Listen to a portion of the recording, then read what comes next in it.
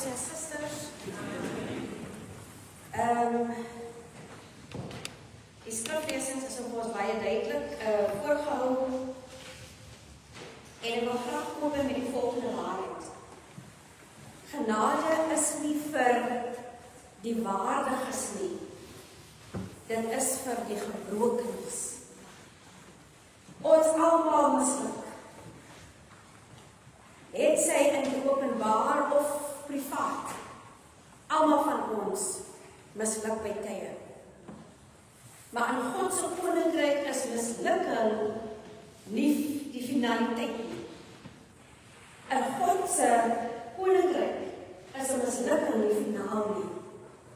Want genade is groter. Vandag het ons nou skoonheid van genade, God se onverdienste guns wat ons ophef, uit daardie as van mislukking na die glans van herstel. Die as van mislukking lig ons op en bring vir ons by 'n punt waar ons blink, waar ons glinster, omdat ons besig is om te herstel. Geliefdes, genade is onverdiend. In Suster Dorita se opening vanaand het sy alreeds gepraat oor genade. In die gebed het ons gehoor die getuienisse wat u lewe, hoe dat God se genade vir ons regtig vrylik beskikbaar is. Vrylik gegee word. Ons kan niks doen om dit by die Here te verdien. Niks nie. Dis onverdiend, maar sy genade word vrylik vir ons gegee. En die teksvers uit Efesiërs 2 wat ek wil aanhaal, want uit genade is julle verlos deur geloof, en juist dit kom nie uit julleself nie. Dit is 'n gawe van God. Niks wat ons kan doen. Niks wat ons kan doen kom uit onsself nie. Ons was geestelik dood, opstandig en ons was hopeloos. Tog het God ons steeds gekies. Tog het God ons steeds gekies. Genade, broers en susters, is nie 'n beloning vir ons moeite nie. God se genade is nie vir ons 'n beloning oor enige daad wat ons doen nie. Omdat ons onsself inspann vir God se werk, sy genade is nie daarom vir ons nie. Want dit kom as 'n geskenk, onverdiend. Ons klim nie, dis my mooi, ons klim nie ons pad na God toe nie.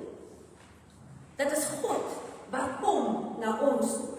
Dit is God wat ons ontmoet in ons omstandighede. Dit is God wat ons in ons mislukking ontmoet. Daar waar ons onsself bevind, daar waar u vanaand uself bevind, dit is God wat vir ons daarin ontmoet. Genade maak baie keer nie sin nie. Want hoe is dit dat God net kan gee? En dat God net kan vergewe? Maak nie saak wat ons gedoen het nie. Maar sy genade bring altyd vir ons genesing. Genade, geliefdes, ontmoet ons in ons slegste oomblikke. En vanaand het ons weer eens ons stil staan by die verlore seun. Ons het vasgestel dat hy alles verkoos het, of hy het vermors. Hy het eiendom gehad, hy het dit verkoop en het geld geïn, sodat hy kon maak daarmee wat hy wou. Hy het 'n lekker lewe gelei. En toe het hy weggeloop en dit lekker spandeer. Uiteindelik het hy skaam geword oor sy omstandighede en het dit hom gebring by mislukking. By 'n absolute mislukking, totaal en al, het hy gefaal. Sy planne het nie uitgewerk nie. En hy vind homself op 'n plek waar hy nooit gedink het hy sou by uitkom nie. So kom ons fokus vanaand ook, soos ons die hele week vra, wat kom by u op wanneer u dink aan die woord skaamte? Wat kom by u op wanneer u dink aan die woord skaamte? Verleendheid, skaamte, embarrassment, teleurgesteldheid. Wat kom nog op? My verlede. Enigiets anders by? Hiding. Mislukking. So wanneer ons dan dink aan skaamte, embarrassment, dit is in daardie plek, my verlede, dit is in daardie wegsteek, wegkruipertjie, my mislukking, dit is in daardie oomblik 'n teleurstelling wat God vir ons kom ontmoet. Die jonger seun het alles verkos. Hy was rebellies. Hy het skaam geword en hy het misluk. Maar wat doen die pa toe hy hom gewaar? Die pa, geliefdes, het met oop arms na hom gehardloop. Met oop arms, 'n oop gemoed, met blydskap in sy hart, het hy na hom gehardloop. Hy het nie 'n lys van voorwaardes by hom gehad. Jy kan slegs hier inkom as jy dit en dat kom doen nie. Baie keer, broers en susters, wanneer mens vir ons teleurstel, wanneer ons kinders ons teleurstel, is daar ook soms voorwaardes wat 'n mens natuurlik stel. Natuurlik is dit belangrik dat 'n mens om verskoning by jou moet vra. Ons moet dit doen. Ons word tog geleer dat jy kan nie aan mekaar dieselfde oor en oor doen nie. Maar hierdie pa het nie 'n lys van voorwaardes nie. Hy kom en hy wil sy seun net eenvoudig die beste gee. Hy wil vir hom die mooiste klere aantrek. Hy wil vir hom die beskerming bied wat 'n vader kan bied. Hy wil vir hom die beskerming bied teen hierdie koue weer en wat hy ook al deurgemaak het, deur hom in 'n huis te huisves. Hy wil vir hom die beste kos gee, want die pa het verneem in daardie streek wat daar hongersnood was. En ek gewonder, wat doen my kind? Waar is my kind? Waar bevind my kind hom? Ons sit en eet lekker, maar my kind het niks om te eet nie. En so, broers en susters, is daar nie 'n lysie van voorwaardes vir hierdie pa om sy kind terug te verwelkom in sy huis nie. En dit is die skoonheid van genade. God wag nie vir ons om onsself skoon te maak nie. Hy bedek ons in sy liefde die oomblik wat ons terugkeer. Broers en susters, dit is baie belangrik dat ons dit regtig waar grasp, net dat ons dit besef. Die skoonheid van God se genade. God wag nie vir ons om onsself skoon te maak nie. Sommige kere dan voel ons so vuil of ons voel so groot mislukking en besef dan, maar ek kan nie so verskyn voor die Here nie. Laat ek eers dit en dit in plek kry. Amper asof ek al van God wil vra, Here, hier lyk ek beter, wil U nie nou vir my maar aanneem nie. God wag nie vir ons om onsself skoon te maak nie. Hy bedek vir ons in sy liefde die oomblik wanneer ons terugkeer. Die oomblik toe die verlore seun daar tussen die varke sit. Toe hy daar besef, maar ek het mos 'n fout gemaak. Hy het hom nie eers gaan mooi maak nie. In sy besef ontmoet God vir ons. Geliefdes, in ons besef van teleurstelling, wanneer ons in 'n oomblik is, ek het iemand seer gemaak. Ek het iemand te nagekom. Ek het regtig waar opgemors. Ek het vermors. Ek het verkwansel. Ek het geld gesteel. Ek het my ma se goed verpand. Ek het my pa se goed verpand. Ek het wat ook al gedoen Dit is dan wat God vir ons bedek. Die besef dat ek was verkeerd en ek het U hulp nodig, Here. In sy liefde bedek God ons die oomblik wat ons teruggee. And the following is very important. Grace deal with sin, but do it in a way of compassion. En het is ook so gepas dat ons die woordjie tug al bietjie omskryf het, om te praat van liewer 'n pad wat 'n mens met mense stap deur berading en versoening. En dit is eintlik wat genade doen. It deals with sin, but it do it in a way of compassion. Genade verskoon eintlik nie sonde nie. Dit oorwin dit met barmhartigheid. God kom na ons toe in genade.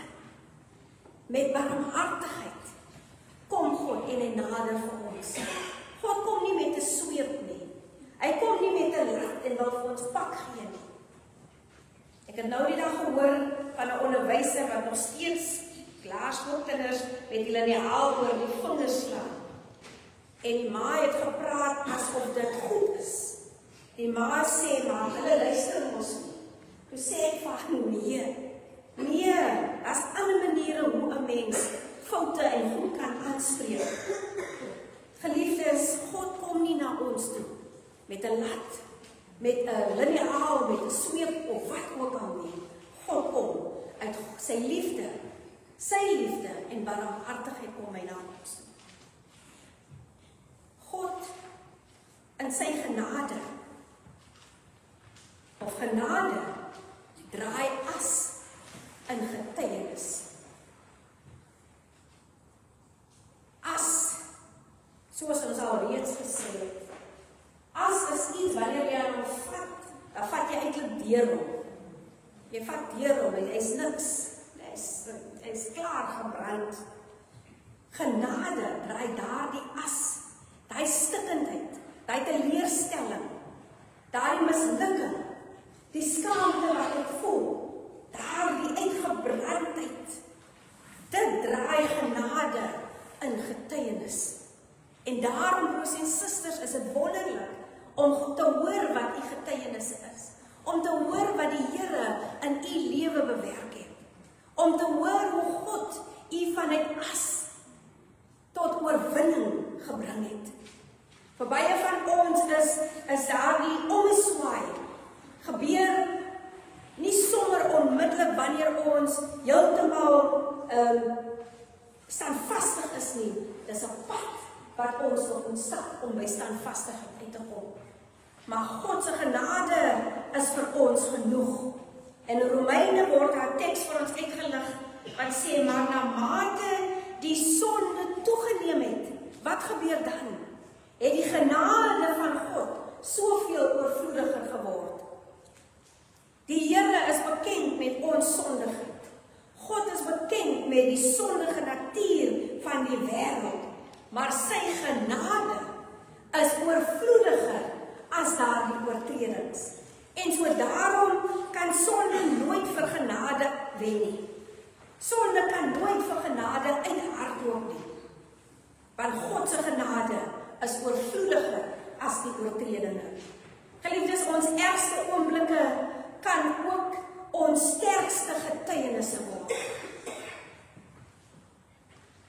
Nie as gevolg van ons nie, maar as gevolg van God.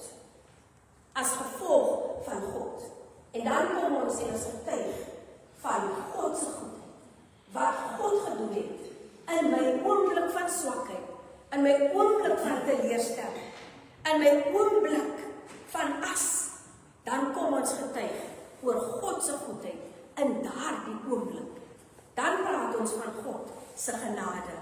Nie uit ons nie, want uit onsself kan ons niks bereik nie. Genade neem wat vir skaamte bedoel was en gebruik dit tot God se eer. Tot God se eer. Kom ons dink aan Petrus, wat Christus verloon het. maar deur Christus herstel is om die kerk te lei.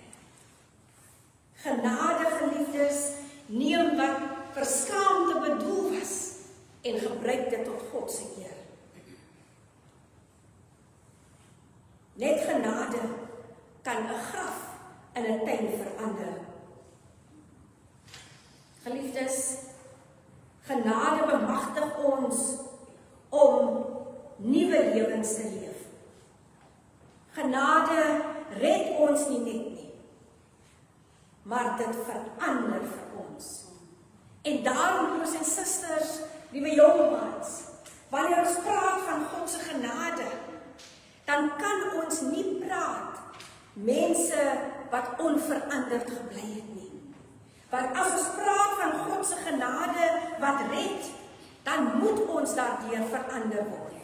Ons kan nie dieselfde bly nie. We can never remain the same when grace was present in our lives. Dit bevry ons van skaamte, maar dit voed ons ook op om in geregtigheid te wandel. Ons kan nooit dieselfde wees wanneer ons praat of getuig van God se genade wat vir ons genoeg is nie. Ons kan dit nooit doen nie. Ons kan nie dieselfde goed oor en oor doen wanneer ons getuig van God se genade wat my uit my omstandighede uitgelig het nie. So there must be a change. En die woord van God vra dit van ons. Ek wil vir u, geliefdes, 'n verhaaltjie net gou lees. En dit gaan ook oor, dit sluit baie mooi aan by ons storie vanaand, of ons tema oor genade.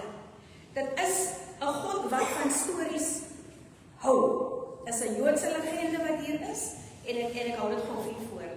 Daar word vertel dat God destyds verskillende nasies oorweeg het, toe hy moes besluit wie hy sy uitverkore volk sou maak. Hy het die eerste met die Grieke gaan gesels. As ek julle God sou wees en julle my spesiale volk, wat is daar waarmee julle my sou vreugde kon gee? En hulle sê, o, ons sal u eer met die beste kuns in die wêreld en met die uitnemendste denkskemas waartoe die mens in staat is. Ons groot denkers sal gedigte en dramas oor u skryf. Dankie vir julle aanbod, het God gesê. Hierna is God na die Romeine toe, met dieselfde vraag. Waarmee sal julle my plesier kan gee, as ek julle God is en julle my spesiale volk is? O, ons sal u eer met die grootste, indrukwekkendste bouwerke van alle tye, met die beste paaie en die mooiste tempels waarin u aanbid kan word, was hulle antwoord. Ons sal ter ere van u die wêreld verower. Dankie vir julle aanbod, antwoord God en soek verder. Toe dink God aan die Jode, 'n klein onbelangrike volkie in die Midde-Ooste. En weer eens vra hy, as ek julle God sou wees en julle my uitverkore volk, sal daar iets vir julle wees waarin ek my kan verbly. En hierdie volk antwoord, o God, ons is nie bekend vir ons kuns, of ons bouwerk nie, of ons militêre mag nie, maar ons is 'n volk van storievertellers. Al wat ons kan aanbied, as u ons God en ons u spesiale volk sou wees, is dat ons u storie dwars oor die wêreld sal vertel. En dan sê God, glimlaggend volgens hierdie legende, die bod is toegeslaan op hierdie volk wat die stories sal gaan vertel. Broers en susters, Titus 2:11-12 sê vir ons dat genade ons leer om nee te sê vir sonde en ja vir godvrugtige lewe in die teenswoordige lewe. Wanneer God vir ons uit die as uit opgetel het, wanneer God, geliefdes, ons mislukking omdraai en vir ons 'n nuwe kans gee en ons red uit ons omstandighede, dan moet ons die storie vertel. ons moet die goedheid van God gaan verkondig. Dit is wat hierdie verhaaltjie vir ons leer, dat ons nie stil kan bly oor God se genade wat vir ons so groot is nie. Ons kan nie stil bly nie. Ons moet ander gaan vertel, sodat ander ook daardie storie kan hoor. Broers en susters, en heel week het ons gehoor. Heel week het ek ook gepraat oor wanneer jy op jou laagste is dit juis wanneer God vir jou die beste wil gebruik. In jou omstandighede, broers en susters, moenie dink dat die omstandighede te erg is vir die Here nie. Dit sal nooit te erg vir God kan wees nie. Niks is ooit vir God te groot wat hy nie kan omdraai nie. Ons verander nie om genade te kry nie. Ons word deur genade verander. En die boodskap van genade moet verder geneem word as net hierdie 4 mure van Sarepta of die 4 mure van ons huise. Die boodskap van genade moet uitgeneem word na die uithoeke van die aarde, sodat mense hoop kan hê dat hulle lewens ook dat deur daardie genade omgedraai kan word. Geliefdes, waar u ook al geval het, waar u ook al jouself bevind, as u geval het, of as u afgedwaal het, vanaand sê die woord van die Here vir ons, dat genade is groter.